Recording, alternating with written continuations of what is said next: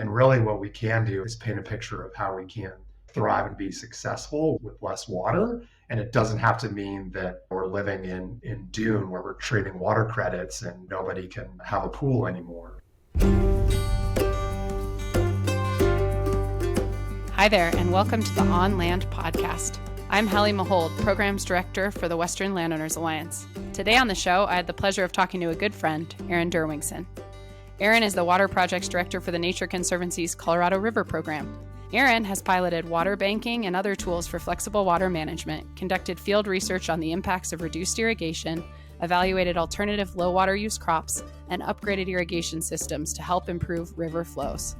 Before joining the Nature Conservancy, Aaron served as the Stewardship Director for the Rio Grande Headwaters Land Trust. We'll be back with my conversation with Aaron Derwingson right after this break. The On Land podcast is a production of the Western Landowners Alliance, a nonprofit organization founded and led by landowners. We are committed to sustaining working lands, connected landscapes, and native species. Half of all the land and most of the best habitat in the West is privately owned. So if you care about the future of the American West, now's the time to get to know the Alliance and support private land stewardship. Learn more and join us at westernlandowners.org. All right. So we've had a strong snow year in the Colorado River Basin, but we know that doesn't mean water shortage challenges are over. As Water Projects Director for TNC's Colorado River Program, what concerns you most about the situation on the river right now? What concerns me most? Many things. I think you said we know one good winter doesn't change the trajectory, but I don't think most folks know that. So I think keeping our eye on the prize is a lot of times what keeps me up most at night. I think we didn't get in this crisis overnight, and we're not going to get out of it overnight either. So making sure we've got conviction to see through a lot of the efforts that we know are necessary to bring the river into balance is, I'd say, primarily at a high level what concerns me most about the current situation. Great, thanks. And yeah, you're right. I do say we know, but I think it's well said that there's still a lot of education and understanding of what's happening on the river to share broadly. So there has been a lot of focus in the media on shortages and Colorado river management and policy, particularly at the federal and state level. That sometimes really sounds like a zero-sum game. More water for one person equals less water for someone else. Do you think there's anything we can do to grow that pie, to produce more water, to do more with less? There's a few things there. So, I think that one, we do have to break the narrative that it is a zero-sum game. And that's something we deal with all the time, that there's a perception that if we want water for fish, if we want water for the environment, it's got to come out of somebody else's pocket. And that is a hard conversation to have, and nobody likes to feel like they're losing something. And so our approach has been to really try and find those win-win projects that demonstrate that we can do more with the water that we have. And so it's proving that it's not a zero-sum game. And it's recognizing that because of the situation we're in, we don't have the luxury of having our water only do one thing, right? Our water has to serve multiple purposes. We've got to figure out those creative arrangements where we can use it to grow food, but we can also have it growing wildlife habitat, and we can get it back in the stream at the right time for flow benefits, and we can deliver that down for municipal users. We've got to be thoughtful and strategic about how we stack those benefits, because again, we just don't have the luxury of having kind of single purpose uses. Everything we do, I think going forward, has got to have that lens of multiple benefits. You said growing the pie.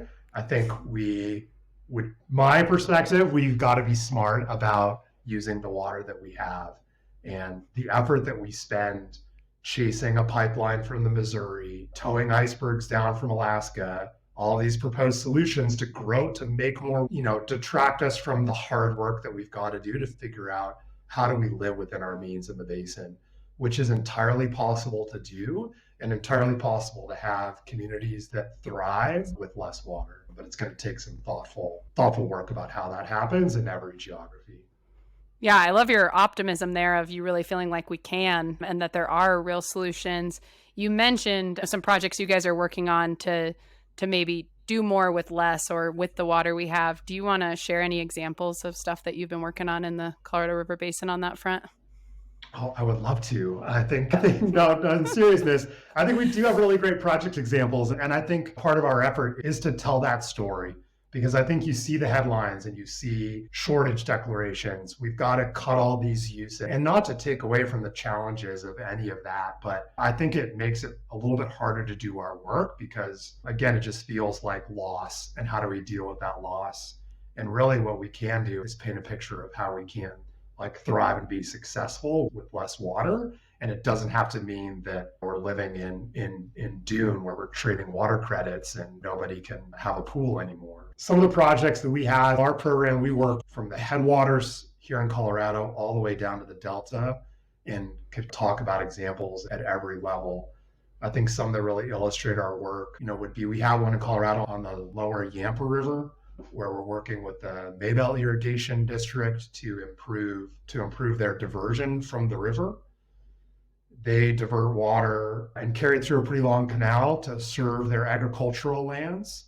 And their canal was built, it's pretty amazing, was built at the turn of the century, the turn of the 19th century. It was built by hand, has these amazing dry stacked rocks that form the ditch bank. It's an incredible feat of engineering for that time. But it has not been changed much since, and it doesn't give them very much control over how they manage their water. To get to the head gate to change it is a 4-wheel drive road and a mile walk up the ditch to then go try and change this old, rusted, half-functional, a piece of equipment that was put in the 50s. And so what happens, the result of that is they can really turn it on and the beginning of the year and turn it off at the end of the year. They don't do much adjustment because it's just not feasible or practical. And so what that means is they take a little more water than they practically need to grow their crops. And that depletes the river and causes challenges for fish passage, causes challenges for flow passage, and creates a bit of a recreational hazard. But we can't just ask them to not divert that water to go down and change it more. So our approach is always collaborative, always science-based. We're working with them right now. Hopefully construction will start this fall and we'll be redoing that whole diversion and headgate piece of infrastructure. It's going to give them more control over the water they divert and let them better match it to what they need. It's going to automate it. It's going to be able to be adjusted from the cell phone in the field instead of having to make this half-day trip to the headgate. And then once they're getting the water they need, the diversion itself is going to be better for fish. It's going to be better for boaters, and it's going to allow flow paths to get flows downstream to a really critical reach of important habitat for the endangered fish.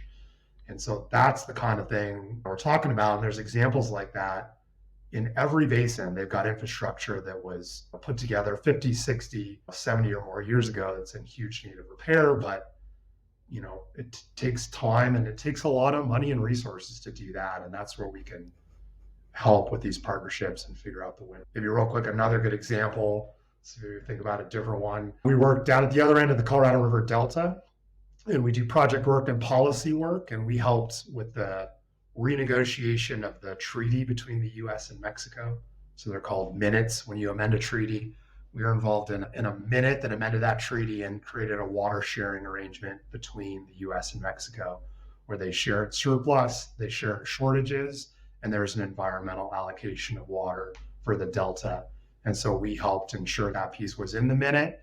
And then our science team helps take that chunk of water and figure out how do we distribute this to the Delta for maximum benefit. And a few years ago, you may remember there was a pulse flow where we shot a pulse down there to try and help restore flows and really restore wetland habitat down in the Delta, which used to be one of the most vibrant and biologically diverse areas of the basin. And so trying to figure out how to bring that back with both policy tools and science tools. Yeah, so really working from kind of the ground level on actual projects, working with folks that are trying to better utilize infrastructure improvements and technology to manage their water, know the amount of water they're using, and use that water, as you said, for multiple uses, but then also at that higher level, looking at kind of water policy, not even just at the federal level, but in this case, even across international borders.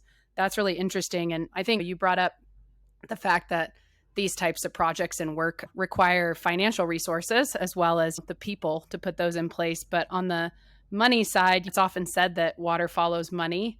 What role do you think water banking or water markets will play in addressing these challenges?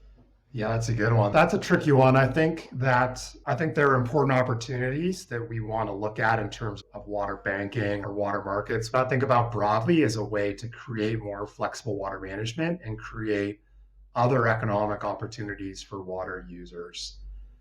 I think that the concerns that we have around that is that if water just follows money, we know from past experience, not our experience, but past examples, that can have really devastating consequences for local communities. And we've got a pretty classic example here in Colorado, right, in Otero County. When you take the water out of a community, you can take their economic engine out and just have catastrophic consequences for those places. So I think we want to balance what we see is we have a water management framework that's not well adapted for the situation that we're in now. It's not designed to meet the rapid changes that we're seeing. We want to create more flexibility in that through things like water markets, but balance that with protections for communities, protections for ag, that don't let us just strip water away to what we think is the highest and best use for this time now and make sure water continues to serve multiple benefits. I think what we've seen, and this is our kind of one of our mantras, is that all water is local. And if you can have the local community really involved in creating a water market or a water bank that meets their needs and addresses their concerns, that's where we think we're going to see success and see the ability to have water be balanced between ag, between recreation and the environment, and avoid kind of what you said earlier about that zero-sum game. A lot of times we don't need water in the river all the time. We need it for a really specific window in time at a really specific location. And we can make that work with a flexible water market. And we don't have to just put water away from one use to another. We can make it do, double, triple duty. Yeah. And I think you're right that then thinking about maybe what those like sideboards are or how you build those systems to ensure that you're kind of managing water, but supporting the interests of all of the different people involved. Yeah.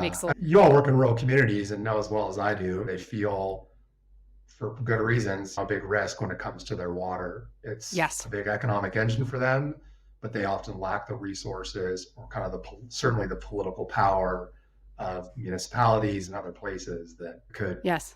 The power scale is not even. Yes, and there is definitely concern about will water be taken and diverted, and also even if it's voluntary, a lot of communities that already are seeing or are certainly concerned about a buy and dry system and permanent water removal, and then land being bought for water speculation. All of those things come up, especially as water follows money or as these kind of markets become available. What's interesting is water is a private property right in the West, but provides enormous public benefit. And so how we create tools that protect that private property right, but recognize the public benefit is, I think, going to be the sweet spot.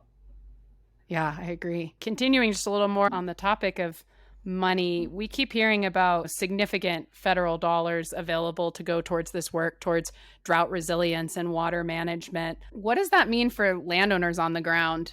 I think we all recognize it's kind of a once in a lifetime opportunity that we may have to make significant investments in water infrastructure, natural resource management. I think if I were a landowner, I'd be working with my NGO partners for sure.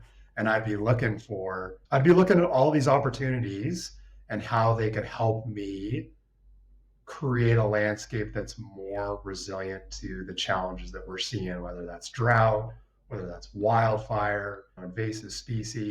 There's no shortage of challenges that landowners face.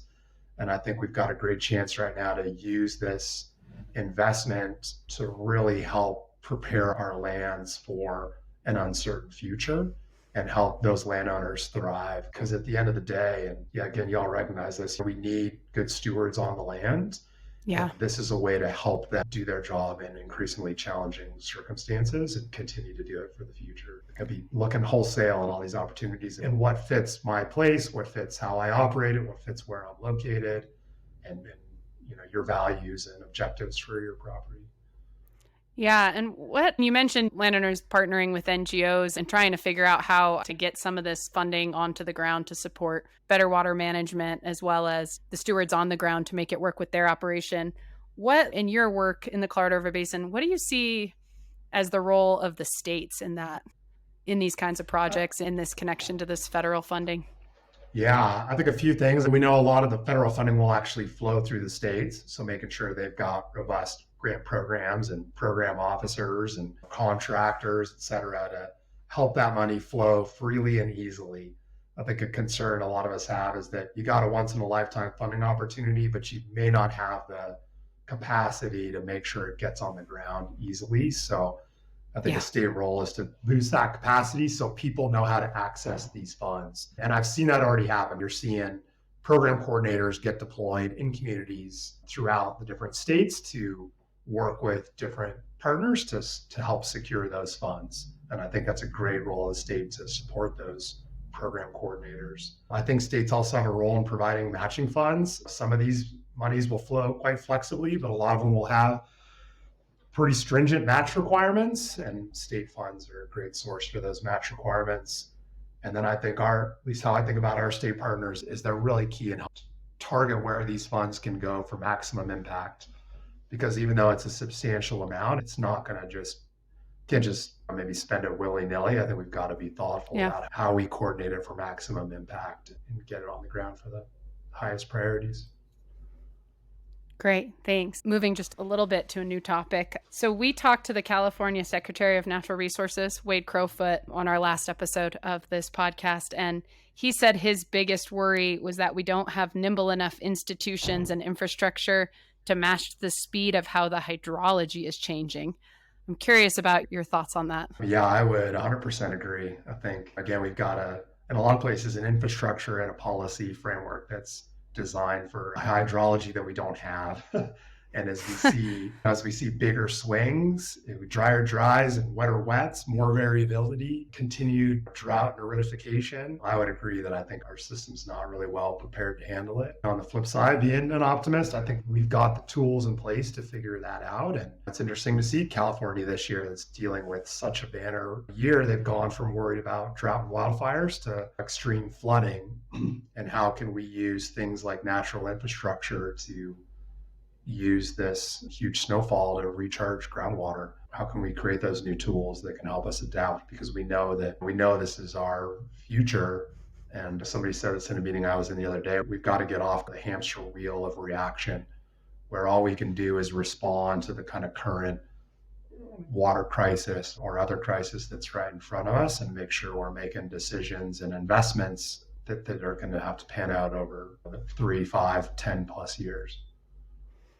Yeah, and leading on that, from that and what you're saying, and some of those investments, programs, tools that'll be needed to do that. You've spent years working with producers in the basin on everything from low water use crops to tools for flexible water management. You gave some examples. What options right now exist for water rights holders in the Colorado River Basin? I recognize that those will probably vary by where people are, but what are some options out there already? And also, what options don't exist that you'd like to see? Yeah, I think, right. Again, all water is local. And so your opportunities are going to depend which state you're in, down to even which irrigation district or what the nature of your water right is. I think some ones that I think about on the daily are just improved management and improved infrastructure.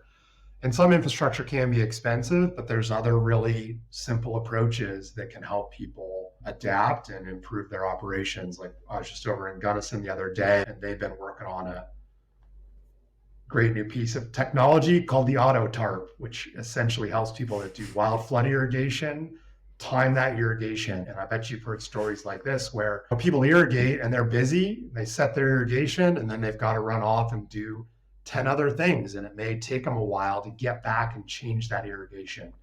And then the cows get out and you're delayed again. And then, I've got to go fix this, and you get delayed again. And so water can run pretty ineffectively. And it doesn't make sense for a lot of those landowners to invest in a multi-million-dollar sprinkler, but they could invest in this auto Tarp, right? Which is a $200 piece of equipment. They would just help shut the water off and move it down to the next field. And they could set it on a timer, They could even set it to a soil moisture monitor. And so very like appropriate technology that suits these places that are pretty low tech and don't need a big technological investment, but can really help with kind of that labor issue and that irrigation water management issue. So I think landowners across the board have those opportunities to think about improved irrigation water management, improved infrastructure at a minimum. Then I think the other thing we've been working on a lot lately is stream restoration.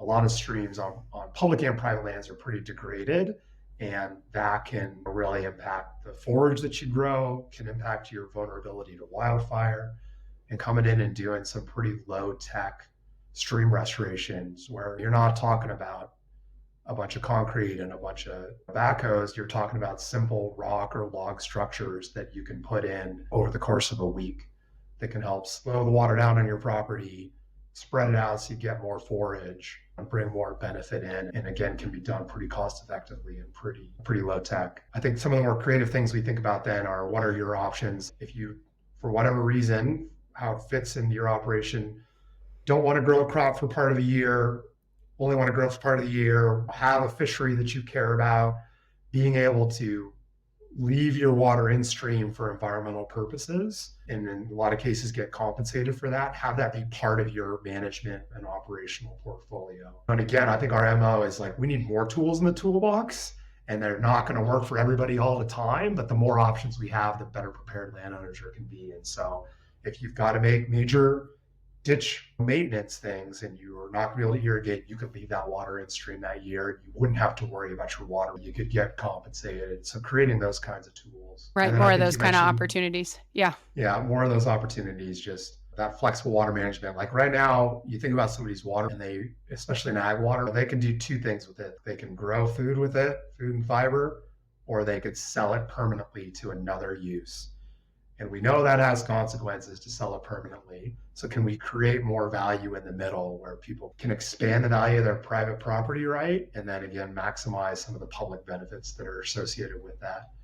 So that's one we think about a lot. Maybe the furthest one might be some of those alternative crops and thinking about what else can I grow and how would I grow it and who's going to buy it, working on those challenges. Because a lot of what we're seeing in certain geographies is that the crops that we have grow well when we have water.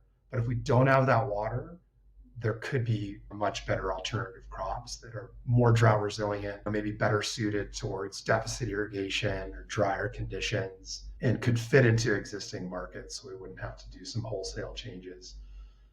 It's not probably the most extreme, knowing that people grow what they grow for a reason, but I think people are recognizing a big opportunity to look at alternative crops.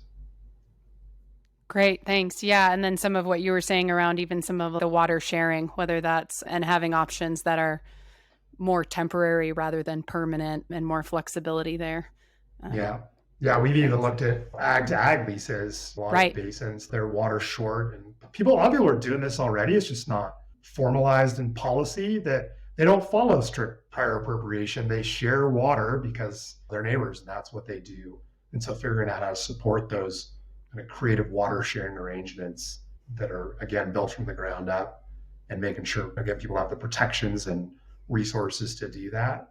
Yeah, it's interesting you mentioned that. I was talking to a guy recently south of Steamboat area, and he was talking about seeing benefits of having better technology for measuring water and adjusting head gates. And actually, they have a ranch that's trans-basin. So interestingly, like half of their water already has a bunch of technology and head gates and all of that. And the other's still really old infrastructure without the measurements. But one of the concerns he had is, but I've got agreements with my neighbor where like some of my water rights are on this other ditch that's higher up. So I just let him use that water. And then I'm using extra of his water down in this other ditch. And we've done it for years and it's a handshake. But what does it look like when it can't be? And will it create almost like the potential without flexibility, worse management? Because if I have to go use that water and he has to come down and use this, it's actually less efficient for us. But wanting to keep water rights, but how do you improve the monitoring of a system without eliminating maybe some of the flexibility that's really been positive with that water sharing? So I'm glad you mentioned that because Yeah. Yeah. And I think we've got to integrate the social with the technical, right? It's not just about, Yeah. we've just got to go out and put sprinklers everywhere and measure everything and get this detailed accounting. And that'll be the way to go, because there's a lot of different values attached to this water. There's a lot of different arrangements, just like you said. And there's a lot of value in figuring out how those work and making sure that we're not just pushing a solution that seems like a good idea on paper that doesn't work when it touches down in somebody's local circumstances. And then thinking about on that social level, and I think you touched on it early with like the importance of these communities, like how do we think about it? Water rights are very much attached to an individual property. What does it look like at a community level to be making decisions around water and water sharing and water being local, which I think is really important that you've touched on. Yeah, just one of the concerns we hear the most about different water sharing arrangements or water banking is if you make it available to the private property, right, how do you make sure that those neighbors and other community members aren't impacted by that shift? And I think that'll be an interesting challenge that we've been tackling. How do you build a program that works for the individual as well as it works for the community? Yeah. Yeah, it's a big question. And you've touched, and I feel like you've shared some of your optimism and hope already. And in the beginning, you were talking about some of the concerns, but I guess I'd just ask you the question again. In terms of Western water and the Western water crisis and what we're seeing, what most keeps you up at night and what gives you hope? Yeah, I don't know. Like, what gives me the most hope is all of the people involved. Everybody I know in water, I feel like by and large is an optimist.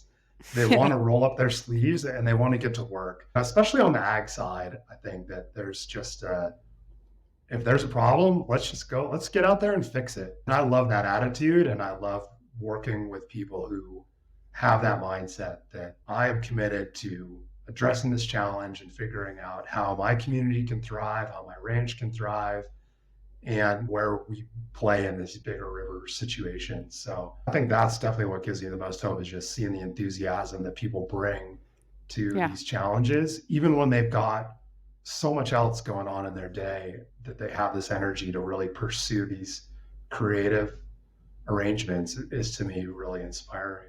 I think that thing that keeps me up at night, especially lately, is just the urgency. It just feels like we've got a really important window right now where we're going to be making decisions that are going to impact how we manage water in this basin for the next couple of decades or longer. Yeah. And I just want to make sure we're making the right decisions. Yeah. That we're listening to the people on the ground that deal with this every day, and that we're providing the protection and resources and space for people to come with creative solutions in an environment where we know human nature, when there's scarcity, people don't want it. Like, their natural reaction is not to cooperate. When there's scarcity, I think people want to hold on to what they have and retreat to their corners. And I feel like if we do that, if we retreat to our corners, if we end up taking this to the Supreme Court because we can't figure out another path, then, we all lost. And I worry most about what's going to happen to our rivers and what's going to happen to our ag communities, because I feel like they're on the front lines of that and are going to be the least likely to be in the room and the most likely to be impacted. Yeah, I think that's really well said. And what you're saying about scarcity reminded me of the ever true, on a lot of levels, kind of idea of the tragedy of the commons. And what I remember about a decade ago being at a water meeting in Phoenix, though, and Elinor Ostrom came up and she was there and she had just won the prize. And it was really interesting in her work how she was talking about essentially how the tragedy of the commons is negated at the community level when people are working people to people. That if you have at that community level and people see each other and they see each other as human and they're working face to face, those kinds of solutions of working together come together. And the farther you get from that community level, the more chance there is to really end up in that case where people take as much as they can while they can. And it really ties well together, I think, with what you've been talking about on that importance of the local level in those communities and being part of that decision making. Yeah, that's exactly. I can't believe you got to meet Elinor Ostrom. I did. I know. All right, that's great. I'd just say, is there anything else that you would, Western Landowners Alliance is a network of landowners and partners working across the West. Is there anything else you want to share with us about the work you're doing? Any other thoughts today? And there's plenty I could share. I think that the main thing is we need you all. We need your organization, the landowners that you connect with. Like, it's really an all hands on deck kind of moment to make sure we're building resilience and we're building strong communities and healthy watersheds together. And that's going to take so much action in every single place. And TNC's working in many places, but nowhere near the number of places where we all need to be working to have the impact we need. And so I just invite everybody to the big table to help get this important work done. Great. Thanks, Aaron. It's awesome. Yeah, thank you, Hallie. Stay tuned to the On Land podcast for more conversations with water experts, innovators, and enthusiasts across the West. If you like the show, give us a rating wherever you listen.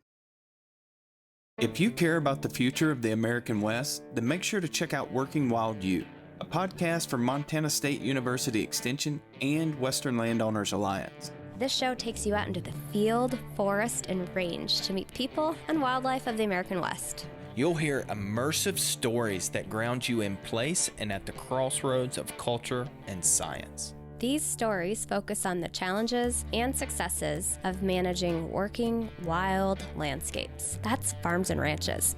Our first season exploring wolves in the West is available now. Listen and subscribe wherever you get your podcasts.